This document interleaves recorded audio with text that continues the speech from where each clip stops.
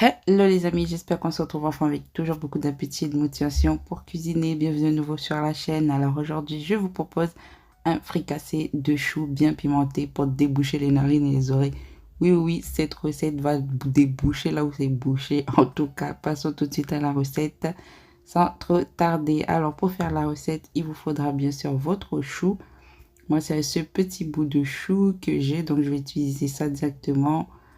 Ensuite, il vous faudra comme épices, vous choisissez les épices que vous voulez, mais moi je vais vous dire ce que je mets. Donc du sel, un peu d'huile, du curcuma, c'est juste pour la couleur, vous n'êtes pas obligé d'en mettre, du piment, de l'oignon, de l'ail. Ici c'est pour écraser le piment et le sel. Et pour commencer, je vais gratter mon chou avec ma mandoline. Donc c'est plus rapide et plus facile pour moi.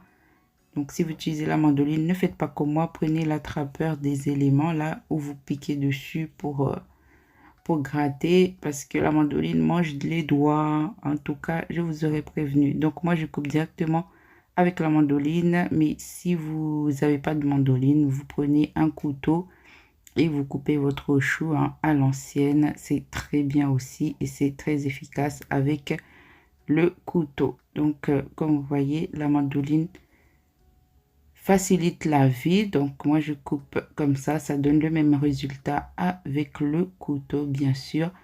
Bienvenue à nouveau sur la chaîne, n'hésitez pas à vous abonner, à liker, à partager, activer la cloche pour ne rien rater des prochaines vidéos. Surtout commentez les amis, commentez, vos commentaires sont essentiels à la chaîne pour la faire décoller.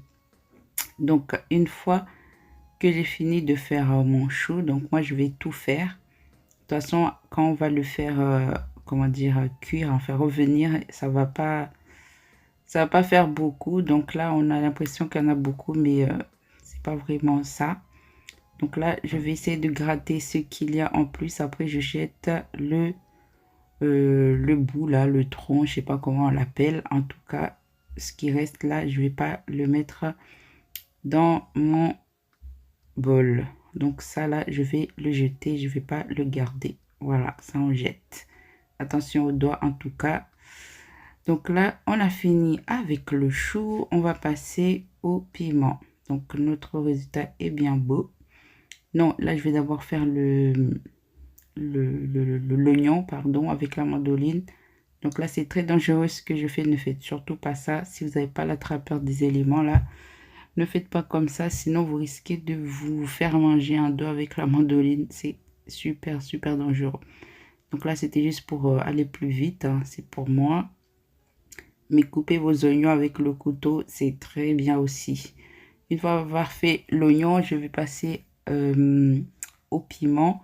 Du coup, j'ai écrasé le piment avec le sel. Voilà, après vous pouvez mettre un peu de gingembre, mais moi j'en mets pas. Je vais juste mettre le piment. Après, l'ail, je mettrai tout à l'heure quand j'aurai bien écrasé le piment, même si je l'ai déjà, comment on dit ça, gratté.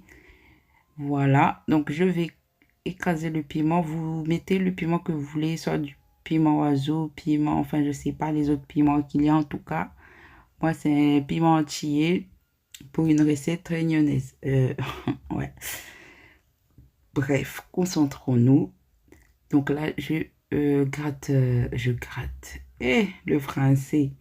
Donc là, je paie bien mon piment. Après, je vais mettre comment dire, l'ail, pardon. Et comme je disais, vous pouvez mettre du gingembre pour élever encore plus le goût.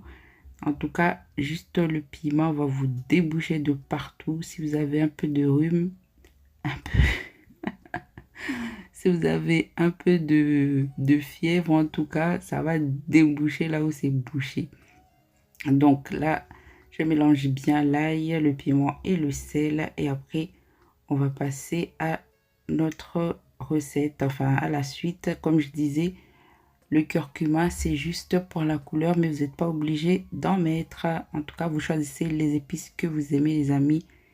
C'est selon vos goûts, vous adaptez bien sûr. Donc là, on vient mettre l'huile, on laisse chauffer.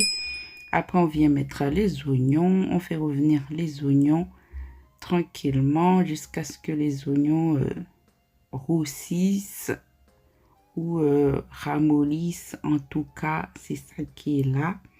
On fait revenir les oignons tranquillement. Une fois que les oignons ont bien ramolli, voilà, on vient mettre l'ensemble du piment, sel et ail. Voilà, on mélange bien. Après, on vient mettre le curcuma au choix. Si vous voulez, vous en mettez. Si vous voulez pas, n'en mettez pas. Moi, c'est pour donner une belle couleur. Vu que mon chou est trop blanc, j'ai pas trouvé le chou un peu vert là. Donc, j'ai pris ce que j'ai trouvé. Voilà, voilà. Donc, je fais bien revenir les éléments. Et après, on va venir mettre le chou. Donc là, l'histoire, c'est de... En fait, le but, c'est de juste faire revenir en chap-chap le chou sans le laisser rendre l'eau. Donc là, vous laissez bien le feu vif. Une fois bien chaud, vous mettez le chou et vous faites revenir et vous mélangez très bien jusqu'à ce que le chou puisse bien s'imprégner des aliments, des épices, hein, pour que vous puissiez avoir quelque chose de bien bon. Voilà, donc il faut savoir que c'est très fort le piment dans cette recette. Donc c'est à accompagner avec du riz et la viande de votre choix. Ou sinon manger juste comme ça avec du piment, mais ça arrache. Il faut juste le savoir. Donc moi c'est volontaire, j'ai pas mis de gingembre. Parce que le piment que j'ai mis me suffit largement. Et là il relève très bien le goût. Donc voilà, on fait bien revenir. Donc là, le feu est bien vif. Mettez bien le feu vif. Vous mélangez bien jusqu'à ce que vous ayez un beau résultat bien coloré. Et vous lâchez pas en fait. Vous faites ça pendant 5 bonnes minutes. Et le but, c'est de ne pas avoir de l'eau dans notre recette. C'est juste le faire ramollir en vite fait, mais pas trop pour que le chou puisse rester encore croquant. Voilà. Pas trop ramolli et pas trop cru. Il faut trouver le juste milieu avec cette recette. Donc là, vous voyez, après 5 bonnes minutes, on est pas mal. Notre chou n'est pas trop ramolli, on a le juste milieu. Donc là, on peut éteindre le feu et servir. En tout cas, moi, j'aime bien le laisser refroidir avant de le déguster. Donc, regardez de plus près. Là, j'ai le résultat que je voulais. C'est pas trop ramolli et c'est pas cru non plus. Donc là, je vais éteindre le feu et servir les amis. Donc là, on a fini. On va servir comme d'habitude. Je vous sers votre part. On a cuisiné ensemble. Donc, je vous sers votre part, les copains, n'est-ce pas? En tout cas, n'oubliez pas de le laisser bien refroidir. Moi, je trouve que c'est meilleur quand c'est bien refroidi pour accompagner vos plats. Vous le mangez comme tel, refroidi, on ressent vraiment bien les épices. Donc après avoir bien servi, donc il faut toujours laisser un peu dans la marmite si jamais la voisine veut venir manger. Ouais. Et voilà les amis, c'est fini pour la recette du jour. Le bon fricassé bien pimenté comme il se doit. N'oubliez pas de vous abonner, de liker, de partager, d'activer la cloche pour ne rien rater des prochaines vidéos. Commentez, votre commentaire essentiel. Sur ce, prenez soin de vous et rendez-vous à la prochaine vidéo. Bisous.